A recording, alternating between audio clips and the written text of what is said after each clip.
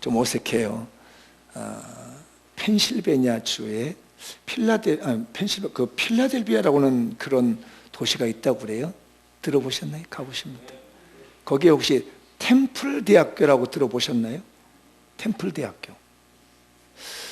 그 템플 대학교가 설립되는 배경을 좀 설명해 볼게요.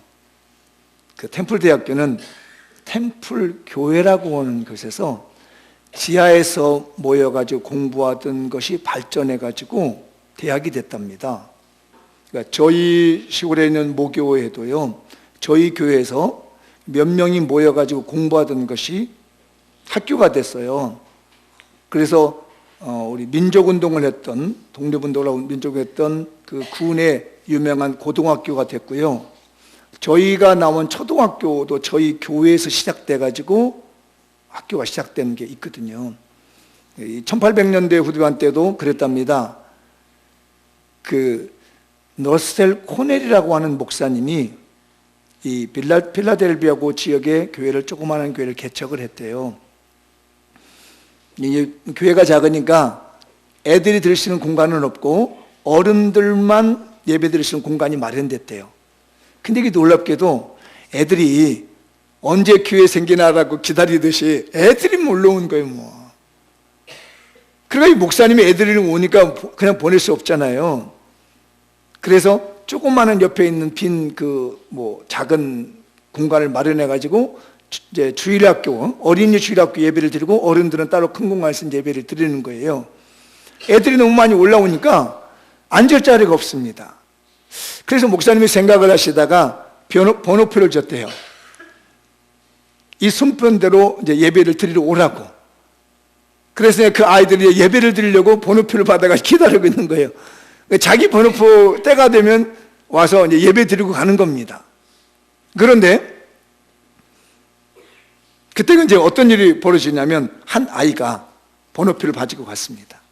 그런데 그 아이가 자기가 예배 드리러 오기를 기다리다가 자기 질병이 있는데 예배를 못 드리고 죽었어요. 예배당에서 예배 드리고 싶었는데 기다리다가 자기 순상하면서 죽었습니다. 그래서 목사님이 그 소식을 듣고 찾아가 봤더니 그 아이의 머리 그 베개 밑에 편지가 하나 있습니다. 그게 뭐냐면 러셀 코넬 목사님께 보내는 어린아이의 짤막한 편지예요. 그 내용이 뭐라고 써있냐면, 목사님, 저는 예배당에 가서 예배드리기를 기다리고 있는, 손꼽아 기다리고 있는 아이입니다. 제가 사 먹고 싶은 걸 안 사 먹고, 먹고 싶은 거 안 먹고 모아둔 돈이 있습니다. 이걸로 큰 예배당 지어서 예배 드리게 해주세요 라고 했는데, 거기에 돈이 얼마 있냐면 57센트, 1달러도 안 되는 거죠. 57센트. 그래서 그 57센트가 어린아이 돈이 있고요, 요 글을, 이제 편지를 장례식에서 읽어줬습니다. 그랬더니 그 글을 들은 어른들이 헌금을 하기 시작했습니다. 이 아이가 이렇게 예배 드리고 싶었는데 예배당이 없어서 예배 못 드리고 기다리다가 죽은 이 아이가 너무나 저렴해서 헌금을 했습니다. 그렇게 지은 교회가 커지기 시작했고, 그게 템플 교회가 되었고, 그 아이의 죽음이 너무 안타까워서 사람들이 우리 주변에 있는 이렇게 힘없고 돈 없는 아이가 죽어서 난다 해서 병원을 설립을 했습니다. 그리고 거기서 지하에서 공부하던 아이들을 위해서, 학생들을 위해서 대학이 세워지게 됩니다. 그게 바로 템플 대학교라는 거예요. 그래서 많은 사람들이 57센트의 기적이라고 얘기를 합니다. 한 소녀의 죽음이 기적을 만들었습니다. 비록 작은 57센트지만 지금은 주립대학교를 하더라고요. 1965년도에 주립대학교가 허가가 돼서 지금으로는 템플대학교가 주립대학교라서, 주립대학교인 템플대학교는 57센트의 기적이라는 말이 그 안에 있는 겁니다. 목사님의 교회로부터 시작해서 한 아이의 죽음과 더불어서 만들어진 것이 병원이었고 교회였고 학교가 되는 거예요. 이름 없는 헌신이 하나님의 기적을 만들어냅니다. 지난주에 말씀 중에 이름 없이 헌신한 사람이 기억나시나요? 우리아의 아내. 우리아의 아내라고 하는 자기의 이름을 빼버린 헌신자로 말미암아서 다윗의 왕가가 만들어지게 되었고, 그 다윗의 왕가를 통해서 예수 그리스도 오게 됨으로 말미암아 저와 여러분이 구원함을 얻게 되는 이름 없는 헌신의 축복이 있었던 겁니다. 우리 장미연 교회도 이름 없는 헌신을 통해서 하나님의 축복을 누릴 수 있기를 축원합니다. 오늘은 이제 그 이름 없는 헌신이 이어져 와가지고 어떻게 예수 그리스도까지 오게 되신 거에 대한 가장 근접한 인물 두 사람을 소개하려고 하는데, 그게 바로 오늘 본문에 나와 있는 요셉과 마리아입니다. 오늘 나와 있는 자막을 읽어보도록 할까요? 시작. 신앙 명문가라는 자부심으로 삽시다. 한 번만 옆 사람에게 권해주시오. 신앙 명문가라는 자부심으로 삽시다. 예, 뒤에 분에게도 한번 해주시죠. 신앙 명문가라는 자부심으로 사십시다. 제가 1년 동안 신앙 명문가와 신앙 인재라는 설교를 심었습니다. 말씀을 심었습니다. 그리고 이제 오늘하고 다음 주만 되면 신앙 명문가와 신앙 인재 시리즈 설교가 끝나거든요. 내년부터는 무슨 설교를 하냐면 신앙 비결 시리즈를 하려고 합니다. 한 6, 7개월, 아니요, 지난 4월달, 5월달부터 준비기도 한 거니까 이제 신앙 비결을 하나님께 하나하나 일러주시더라고요. 그래서 그 시리즈를 이제 다음 주부터 하는데, 이제 신앙의 명문가의 설교를 마무리 지려는데 저한테 던지는 말씀이었습니다. 야, 박 목사야, 너 신앙 명문가라는 이런 자부심으로 살아라. 너는 신앙의 명문가야. 장명교 성도들이여, 여러분 신앙의 명문가인 줄 믿습니다. 이 자부심으로 사는 거예요. 제가 이 말씀에 어떤 감동을 받고, 아 그래, 하나님이 나에게 신앙의 명문가라고 하는구나, 이런 잘 지켜야 되겠다.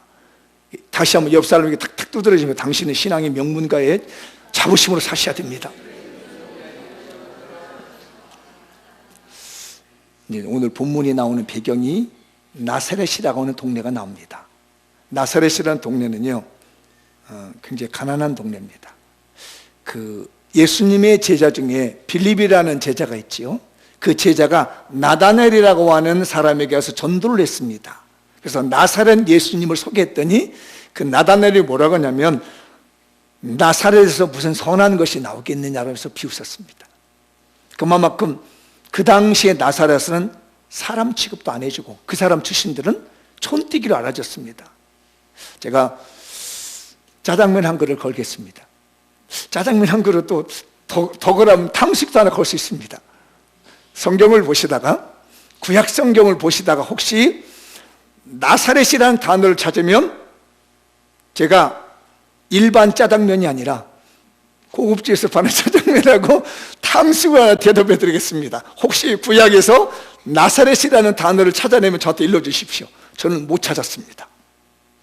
근데 저만 못 찾은 것이 아니라 많은 학자들도 못 찾았답니다. 그만큼 구약 성경에는 나사렛이라는 단어 자체가 언급되지 않습니다. 그러니까 그거는 사람이 사는 곳이 아니라고 인정했던 거예요. 그런데 이 천하고 추잡하고 사람 같지 않는 사람들이 사는 동네가 나사렛인데, 오늘 본문의 주인공이 요셉과 마리아가 그 동네에서 살아요. 그런데 여러분, 요셉이 누구죠? 어디 집안 후손인지 아십니까? 다윗의 자손 요셉입니다. 자, 읽어보죠. 누가복음 1장 27절 시작. 다윗의 자손 요셉이라 하는 사람과 약혼한 처녀에게 이르니 그 처녀 이름은 마리아라. 오늘 본문이잖아요. 요셉은 누구의 후손이라고요? 다윗의 후손이에요. 다윗이 누구예요? 유대의 최고의 왕이에요. 왕가의 후손이 어떤 이유를 했는지, 어떤 이유인지 모르겠지만 원래 고향은 베들레헴이잖아요. 그래서 나중에 예수님이 태어날 때 요셉이 베들레헴을 호적하러 가는 거예요.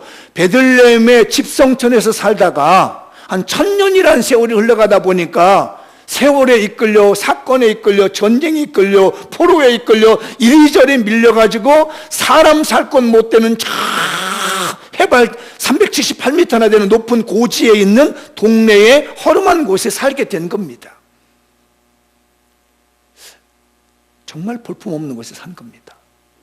근데 이 청년 요셉이 누구하고 눈을 맞았냐면 마리아라는 처녀와 아가씨와 눈이 맞았습니다. 그럼 마리아는 도대체 어떤 집안의 사람인가 한번 볼까요?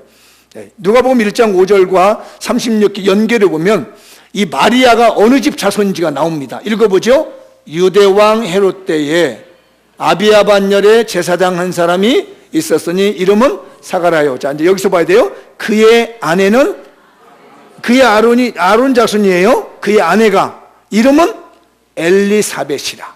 자, 그의 아내가 아론의 자손이고 엘리사벳이에요. 쭉 성경이 이어지다가 36절로 보면 이제 이 마리아하고 엘리사벳하고 연결을 지어줍니다. 시작. 보라, 내 친족 엘리사벳도 늙어서 아들을 배었느니라. 여기까지. 친족이 누구예요? 엘리사벳과 친족이면은 이 마리아는 누구의 자손이에요? 당연히 아론의 후손이에요. 아론이 누구예요? 대제사장입니다. 보세요. 왕과 후손의 요셉이라는 청년하고 대제사장이라고 하는 이 아론의 후손의 마리아라는 처녀가 나사렛이라는 동네에 어떻게 왔는지 모르지만은 거기서 눈이 맞았습니다. 원래 왕족인 이 요셉은 베들레헴의 집성촌에서 살아야 돼요. 그런데 어떻게 됐는지 몰라 흘러서 가난하고 사람 살 수 없는 그 나사렛 동네에 왔습니다. 물론 아론의 자손들은 레위지파이기 때문에 여기저기 흩어져 살 수 있습니다. 그런데 이 청년이 어떻게 흘러 왔는지 나사렛이라는 동네에 와가지고 이 두 청춘 남녀가 눈이 맞았던 거예요. 이건 하나님의 섭리인 거죠. 그래서 만남은 축복이고 만남은 은혜였다는 겁니다. 여러분들도 다 사는 곳이 다 틀려요. 저도 그런데 어떻게 만나다 보니까 세월에 밀려, 직장에 밀려, 삶에 밀려 오다 보니까 만수동에 있는 우리 장미연교회라는 곳에서 만나게 된 거예요.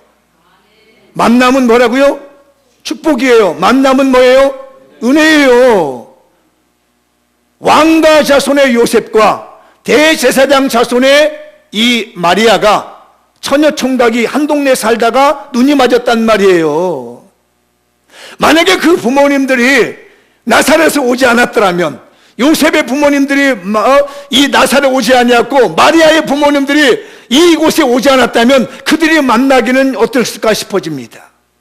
이런 왕가의 자손과 이런 대제사장의 자손의 딸이 만나서 신앙의 명문가라고 하는 자존심을 지키고 신앙의 자부심을 지킨 거예요. 우리 교회도 흩어져 살았지만 장미연교회라는 곳에서 만나서 신앙의 명문가를 이룬 줄 믿습니다. 여러분 복인 줄 알아요. 하나님이 저를 목사로 세울 때는요, 이것 하나 준 거거든요. 야, 너의 메시지를 듣는 사람, 너를 만나는 사람은 내가 신앙의 명문가 만들어주마. 내가 신앙의 인재 세워주마. 그것 하려고 저에게 목사의 부름을 주신 거거든요. 믿어지시나요? 저는 그 소명 받고 목사 된 거예요. 그래서 나를 만나는 사람은 하나님께서 신앙의 명문가 만들어 주신다. 나를 만나는 사람은 신앙의 인재 만들어 주신다. 믿습니까? 저는 그 소명 가지고 목회를 하고 있습니다. 그래서 하나님이 이 설교를 마무리하는데 저에게 탁탁 던져주는 말씀이 있었어요. 이 자부심을 가지고 너는 살아라. 여러분들도 이 자부심을 가지고 사십시다. 박래성 목사 잘 만났죠? 장미연교회 잘 만났죠? 여러분들 성도끼리 잘 만났죠? 다시 한번 인사해. 당신과 나 만난 건 하나님의 축복이 은혜야. 시작. 이제 하나님께서 제가 51주 동안 설교 준비하고 설교 선포한 것에 대한 결과의 말씀을 저에게 이런 고난을 너희가 주마. 너는 이 고난 가지고 살아라고 하는 그 말씀을 이제 4가지를 전해볼 겁니다. 첫 번째, 읽어보죠. 기도하면 반드시 응답받는 왕의 기도권. 마태복음 21장 22절, 너희가 기도할 때 무엇이든지 믿고 구하는 것은 다 받으리라 하시니라. 제가 신앙 명문가의 꿈을 가지고 기도하고 1년 동안 말씀을 전하는데 어제 제 마음에 감동이 주시는 거예요. 너에게는 기도할 때마다 응답해 주시는, 반드시 응답하는 왕의 기도권을 주마. 왕의 기도권 가지고 살아라. 이게 너의 자부심이야. 신앙의 명문가가 되는 건 너의 기도는 내가 반드시 들어준다는 왕의 기도권을 줄 거야. 할렐루야. 그런데 여러분, 왕은 뭐든지 원하면 가져갑니다. 그래서 왕의 기도권이라는 얘기입니다. 여러분, 이 권한 가지고 사십시다. 아멘 하셔야 돼요. 자기 안 하려면 말어. 나만 써먹을 거야. 뭐 기도하면 반드시 들어준다는 왕의 기도권을 준다는 거예요. 자부심입니다. 두 번째가 있어요. 시작. 하나님께서 축복하시는 제사장의 축복권. 창세기 12장 3절인데요. 너를 축복하는 자에는 내가 복을 내리고 너를 저주하는 자에게는 내가 저주하리니 땅의 모든 족속이 너로 말미암아 복을 얻을 것이라 하신지라. 축복권이 있습니다. 늘 말씀드리잖아요. 제사장의 축복권. 아멘. 하나님이 저에게 던지신 겁니다. 감동을 주신 겁니다. 제사장의 축복권. 네가 손을 들어 기도해. 너 매월 첫째 날마다 새벽마다 기도해주고 있지. 송구 영신 예받아 너희 가정에 축복하고 있지. 제사장의 축복권으로 내가 복을 주시라. 너를 축복하는 자에게 내가 축복할 거고 너를 저주하는 자에게 내가 저주하니 땅의 모든 백성이 너를 만나 복을 받으리라. 물론 아브라함에게 주신 약속의 말씀이기도 하지만 제가 2019년도 하나님께 말씀을 듣고 감동을 받아서 51주 설교하고 마무리 지어간 시점에 내가 너에게 제사장의 축복권을 함께 하리라. 우리 교인들이 이 제사장의 축복으로 함께 하시기 바랍니다. 그러니까 52주의 설교의 결론이 나요. 지금 막 쓸어 담는 겁니다. 이제부터 지금 놓치면 안 돼요. 하나님께서 제사장의 축복권으로 역사하신다니까 이걸 쓰고 살라는 얘기예요. 주어도 못 써먹으면 어떻게 돼요? 따라서 합시다. 나는 하나님께 제사장의 축복권을 받았다. 어디 가서 근데 까불지 말어. 그냥 겸손하게 써먹는 거지. 잘난 체하면 안 돼. 몰래 써먹는 거야. 그 다음에 세 번째입니다. 시작. 하나님의 나라에 헌신할 수 있는 선지자의 헌신권. 출애굽기 32장 29절 시작. 모세가 이르되 각 사람이 자기의 아들과 자기의 형제들을 쳤으니 오늘 여호와께 헌신하게 되었느니라. 그가 오늘 너희에게 복을 내리시리라. 우상 숭배하는 그 이스라엘 백성들을 레위 지파가 싹 쓸어 죽였을 때 하나님께서 네가 나한테 헌신하게 됐다. 아무나 그 일 한 게 아닙니다. 여러분, 우리 장미원 교회에서요 아무나 헌신한 게 아니에요. 교회는 허림하고 볼품 없는 것 같아요. 아무나 갖다 일꾼 안 세워요. 여기 우리 성가대가 찬양대 했잖아요. 아무나 노래 잘한다고 세우는 줄 아세요? 아니에요. 여기 예배당 청소한다고 해서 아무나 시키는 줄 아세요? 아니에요. 점심 드시고 애찬 준비하는 여러분들 그거 아무나 시키는 줄 아세요? 아니에요. 이건요 하나님의 선지자적인 헌신권을 가지고 있는 사람들이 하는 거예요. 그죠? 헌신 아무나 하는 게 아닙니다. 여기 강단에 올려놓는 이 음식이요, 여러분 아무나 올리는 게 아니에요. 이거요 하나님의 헌신권을 가지고 있는 사람이 헌신하는 거예요. 이거 쓰셔야 됩니다. 이건 특별한 고난이에요. 내가 하나님께 헌신할 수 있는 거, 이 피아노 치고 이런 거요 아무나 하는 게 아닙니다. 이건 하나님께서 그에게 헌신권을 주었기 때문에 하나님의 고난을 받아서 하는 거예요. 아시죠? 우리에게는 하나님이 특별히 신앙 명문가를 만드시고 그걸 지켜나가도록 헌신할 수 있는 고난을 주시는 거예요. 이거는 잘 쓰십시다. 마지막 네 번째가 있습니다. 시작. 천국을 상속받은 그리스도인의 천국 상속권이 있다. 마태복음 25장 34절입니다. 시작. 그때의 임금이 그 오른편에 있는 자들에게 이르시되 내 아버지께 복받을 자들이요 나와 창세로부터 너희를 위하여 예비된 나라를 상속받으라. 저는요 그리스도인으로서요 천국을 상속받은 권한이 있어요. 여러분들도 천국 상속받은 거죠? 이 고난 삽니다. 자, 네 가지 기억해. 하나님이 우리에게 주신 특별한 신앙 명문가의 자존심을 지키고 신앙의 명문가의 자부심으로 살아가도록 특별히 장미연 교회에게 오늘 설교를 들은 1년 동안 신앙 명문가와 신앙 인재의 말씀을 내려주신 하나님께서 결론적으로 우리에게 고난을 주었는데 네 가지 고난을 주셨습니다. 첫 번째 무슨 고난?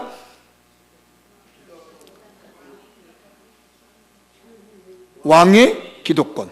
그 다음에 두 번째가 제사장의 축복권. 세 번째가 선지자의 헌신권. 네 번째가 그리스도인의 천국 상속권. 이거 고난 쓰셔야 됩니다. 이 은혜의 말씀을 제가 받기 위해서 얼마나 애탔는지.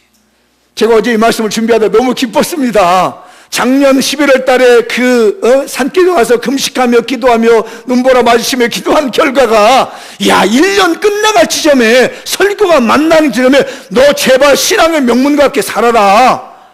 요셉이 비록 허름하게 와서 나사렛 동네에 살지라도, 마리아가 비록 허름한 나사렛 살지라도 그 집안은 명문가 집안이야. 대제사장의 우선이고 왕가의 우선으로서 신앙의 자부심을 지키며 살다가 예수님을 낳잖아요. 예수님의 구원사역에 동참하게 됐잖아요. 우리 교회도 신앙 명문가의 사명 잘 지키시고 신앙의 명문가의 자부심을 지키십시다. 왕의 기도권, 제사장의 축복권, 선지자의 헌신권, 그리스도의 천국 상속권 가지시고 평생 누리며 사십시다. 그다음 우리 천국에서 보십시다. 나는 걱정되는 게 여기서 예쁘게 이쁘게 다 예배 드리는데 안 와 있으면 어떡하? 우리 천국에서 봐야 돼요. 나한테 천국 상속권이 있는 거예요. 예수 그리스도를 구주로 믿는 우리에게는 천국 상속권이 있어서요, 다 그 나라에 가서 만날 수 있는 겁니다. 만나십시다. 또 내가 없으면 곤란해. 우리 모두 다 천국 상속권 가지고 살아가도록 하십시다. 자부심을 가지고 어깨 힘주고 살아. 낙후된 동네 나사렛 살아도요, 이 청년 요셉과 청년 마리아는요 기죽지 않았습니다. 그 증거를 제가 보여드릴게요. 얼마나 이분들이, 이 사람들이 정말 철저한 신앙으로 살았는지가 다음번에 나옵니다. 한번 보시죠. 시작. 자신을 기꺼이 포기하고 순종합시다. 한 번 더 시작. 자신을 기꺼이 포기하고 순종합시다. 이 부분이 신앙 명문가가 되는 가장 중요한 포인트입니다. 이 부분이 신앙의 인재가 되는 가장 중요한 포인트가 뭐냐면 자신을 기꺼이 포기하고 순종하는 마음. 잘 새겨드세요. 제가 말씀드렸죠. 500년을 내다보고 설교하고 있다고요. 말씀드린 거 기억나시죠? 우리 가문의 후손 중에 500년 동안 예수 안 믿겠다는 사람 하나도 없게 만들어 달라고. 보통 하나님은 1000년을 계획을 세우시는데 저는 1000년까지 갈 만한 그런 어떤 게 안 돼서 500년 잘랐습니다. 아마 500년 후에 또 저 같은 사람 나타나겠지. 저의 가문을 놓고 500년 놓고 기도하는 사람이 있겠죠. 따라서 하시죠. 하나님이시여, 앞으로 500년 동안 우리 집안에서 한 사람이라도 예수 안 믿겠다는 사람 나타나지 않게 주옵소서. 이거 기도하셔야 돼요. 앞으로 500년 동안 여러분의 우선 중에서 한 사람이라도 예수 안 믿겠다, 하나님 안 섬기겠다는 이런 마음 생기지 않도록 하셔야 됩니다. 그러면 이 요셉, 청년 요셉과 청년 마리아가 어떻게 신앙 명문가가 되고 예수님을 탄생할 수 있게끔 도구로 쓰임받게 되었는지 이제 보시죠. 먼저 제가 마리아라는 사람을 한번 보겠습니다. 마리아는요, 대제사장의 후손으로 목숨을 걸고 헌신합니다. 보통 이스라엘에는요, 정혼을 하면 1년 정도 내에서 결혼한답니다. 1년 안으로. 그래서 1년 동안에는 정혼하면 그냥 남편과 똑같아요. 만약에 정혼을 했는데 남자가 죽으면 여자는 평생 과부로 산다는 겁니다. 시집 못 간대요. 결혼한 거 똑같은 거니까. 왜? 남편이 보내줘야 되는데 보내줄 남편이 없는 거라. 그래서 어디를 가더라도 이 여인은 혼자 살아야 돼요. 만약에 1년 안에 이 여인이 나쁜 짓, 불륜이나 이런 걸 벌리면 그때는 죽는 겁니다. 돌에 맞아 죽는 거예요. 일단 정혼하기 시작하면 그때는 부부나 똑같다는 거예요. 단지 결혼식을 잡아서 결혼식만 할 뿐이지 법적으로는 부부예요. 그런데 오늘 아시죠? 요셉이라고 하는 청년과 마리아라고 하는 청년이 정혼을 했습니다. 그래서 부부가 된 거예요. 단지 결혼식만 올리지 않은 겁니다. 그래서 결혼식 날 기다리고 있는데 어느 날 천사가 마리아에게 나타났습니다. 오늘 본문 내용인 거예요. 은혜를 받은 자여 평안할지어다. 그러니까 웬 인사를 이렇게 합니까? 하면서 두려워하고 있는 겁니다. 내가 하나님께 무슨 은혜를 받았지? 두려워하고 있을 때 오늘 천사의 말입니다. 마리아여 무서워하지 말라. 네가 하나님께 은혜를 입었느니라. 너 입었는데 네가 임신하게 될 거야. 보라, 네가 잉태하여 아들을 낳게 될 거야. 이제 네가 임신하게 될 텐데 그리고 아들을 낳을 거야. 그때 이름은 너는 예수라고 얘기해라. 이거 받아들이면 임신하게 돼요. 임신하면은 분명히 자기 정혼한 남편 요셉에게 들립니다. 그래서 너 어떻게 된 거냐고 물어봤더니 마리아가 하나님이 나한테 와가지고 임신하라고 해서 말이 돼요? 이 말이 되느냐고요? 여기 다 결혼해서 아이를 낳으시면 어때요? 남자 없이 아이를 낳아본 적 있으세요? 없어요. 그런데 그렇게 마리아가 임신해가지고 와가지고 나 하나님 임신해라고 그랬다? 요셉이 믿어줄 것 같아요? 어때, 김장로님? 그 믿을 것 같아? 그 뜬금없이 나 이게 어때가 정혼해야 돼 결혼할 여자가 임신 배불러 와가지고 자기야 내가 꿈꿨는데 말이야 하나님이 날 보고 임신하라고 그래 그래서 임신했다? 어때 안수다 믿어줄 것 같아요? 절대 못 믿어. 나도 못 믿어. 이걸 받아들일 수 있겠느냐는 얘기입니다. 내 사랑하는 남편을 잃어버리게 되는 거고 자칫 오해가 되면 성문 앞으로 끌려나가지고 사람들 앞에서 돌에 찢겨 맞아 죽는 상황이라는 거예요. 여기에 신앙이 걸려 있는 겁니다. 네가 아들 낳아서 예수를 낳는다고 그랬는가?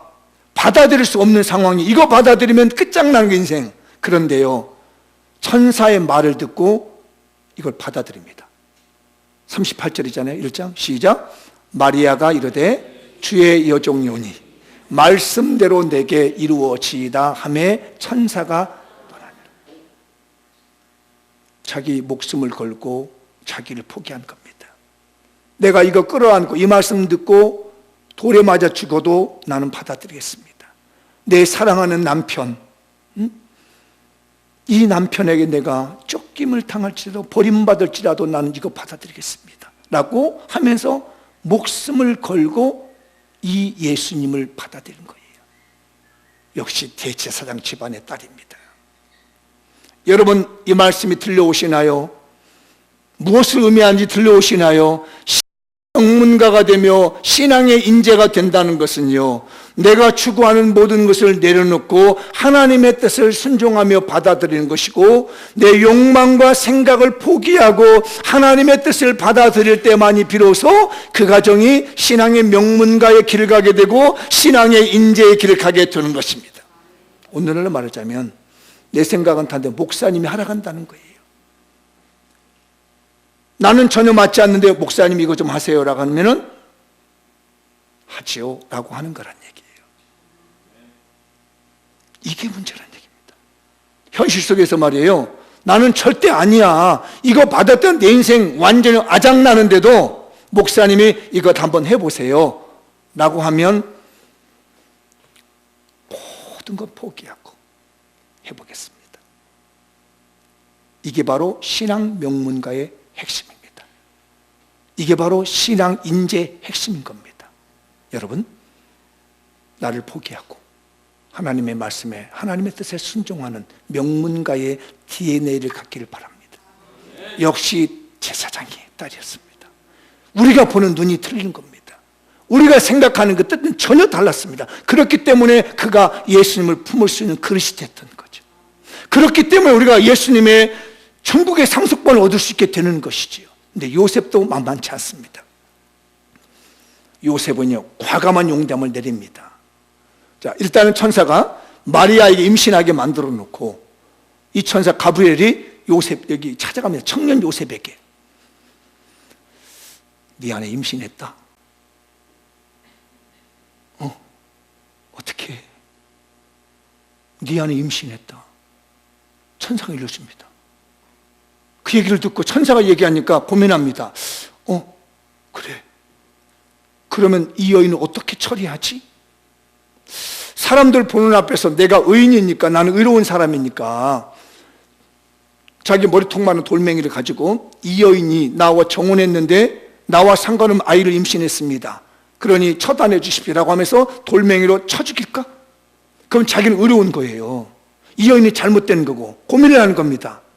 아니면 내가 이 여인을 사랑했기 때문에 죽이지는 못할지라도 내가 이 여인을 어떻게 편안하게 보여줄까? 고민을 하고 있는 겁니다. 그래서 그 남편 요셉은 의로운 사람이라고 해서 말씀대로 사는 사람이라는 거예요. 비록 이 요셉이 가난한 자로 어릴 때 배운 게 목수일을 배운 겁니다. 원래 유대인들은 토라 교육을 받으면서 기술을 하나씩 배우는 거죠. 그런데 이 요셉은 아마 목수일을 배운 것 같습니다. 먹고 살기 힘들고 그 가난한 촌에서 먹고 살라니까 어릴 때부터 목수 배운 걸 청년 동안 지금 먹고 살고 있는 겁니다. 가진 건 없고 대단한 직업은 아닐지라도 하나님 섬기는 말씀 앞에 서는 것은 양보하지 않았던 왕족의 아들로서, 왕족의 후손으로서 신앙생활을 잘하고 있었습니다. 근데 그 사랑하는 여인이 임신했다는 소식을 천사한테 들으니까 그 순간에 막 고민하는 거예요. 돌로 쳐 죽일까? 아니면 이걸 용서해 줄까? 라고 하면서 머리를 쓴 게 있는데, 이게 보통 방법입니다. 유대인들에게는요, 남녀와 살 때 여자를 쫓아내려면 트집을 잡습니다. 그래서 트집 잡는 중에 조건이 되는 게 뭐냐면, 밥을 하다가 밥을 태웠다, 이게 이혼 사유가 돼. 그리고 밥을 했는데 음식이 맛이 없다, 그럼 이혼 사유가 되는 거예요, 이게. 그래서 이제 이 요셉이 생각을 해놓은 겁니다. 이 여인을 죽일 수는 없고 내가 좋은 방법을 통해서 나 아닌 임신하게 그 남자와 결혼시켜줘야 되겠다는 마음을 먹은 거예요. 자기 사랑하는 남편은 아내를 죽일 수는 없으니까. 그래서 어떻게 생각을 했느냐면, 이 말씀이 의로운 사람이라 그를 드러내지 않고 가만히 끊어버린다는 말이 무슨 얘기냐면, 이제부터 트집을 잡는 겁니다. 이 마리아에게 자꾸 트집을 잡아가지고 이혼 증서를 써주는 거예요. 법정에 가서입니다. 이 여인은 이런 아직은 배가 불리지 않았으니까요, 이런 이유 때문에 내가 이혼합니다고 이혼 증서를 주면, 이혼 증서를 받은 이 여인이 들고 가서 결혼을 할 수가 있어요. 근데 만약에 남편이 이혼 증서를 써주지 않으면 절대 이 여인은 결혼 못합니다. 그래서 만약에라도 이 여인이 이혼 증서를 받지 않고 다른 데 가서 임신했다면 그는 처음 맞아 죽는 거예요, 그거는. 그러니까 이 의로운 사람은 요셉은 안 되지, 내가 왕가의 후손으로서 결단해야지. 그래도 저 여인은 살려줘야지. 내가 사람을 죽이는 보복하는 것보다 내가 살려주려 하면서 이혼 증서를 써, 트집 잡아가지고 일부러 일을 만들어가지고 트집 잡아서 이혼 증서를 써준 다음에 이 여인이 임신하게 한 남자와 결혼하게 해서 살게 만들어지게 하는 것이 이 말씀인 거예요. 그렇게 마음을 먹고 조용히 보내려고 하는데, 야, 그런 생각하지 마, 천사가. 그거 말이야, 어떤 남자 만나가지고 임신한 게 아니고 하나님의 성령에 의해서 임신된 거야.